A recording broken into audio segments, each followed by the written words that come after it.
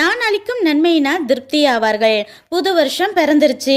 இவ்வளோ வருஷம் தேவனுக்கு பிரியமாய் கீழ்ப்படிந்து வாழ்றேனே, எனக்கு என்ன செய்ய போறாருன்னு நினைக்கிற தேவ பிள்ளைகள் ஊழியக்காரங்க எல்லாருக்கும் நிறைய நன்மைகளை கொடுத்து தேவன் திருப்தியாக்க போற வருஷம் இது.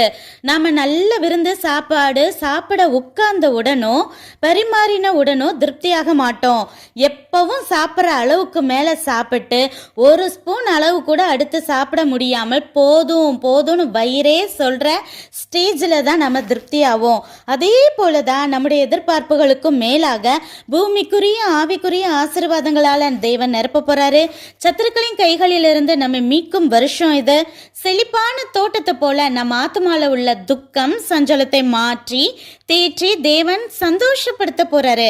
முக்கியமா உண்மையும் உத்தமமான ஊழியக்காரங்க எல்லாருடைய ஆத்மாக்களையும் கொழுமையானவைகளினால பூரிப்பாக்க போற வருஷம் இது. ஜெபத்துல தேவ சித்தமான காரியங்களை கேட்போம். தேவன் நாம கேட்டதெல்லாம் கொடுத்து நம் வாய்களை ஆத்மாக்களை நன்மையினால தேவன் திருப்தியாக்குவாராக. வாழ்த்துக்கள். நன்றி.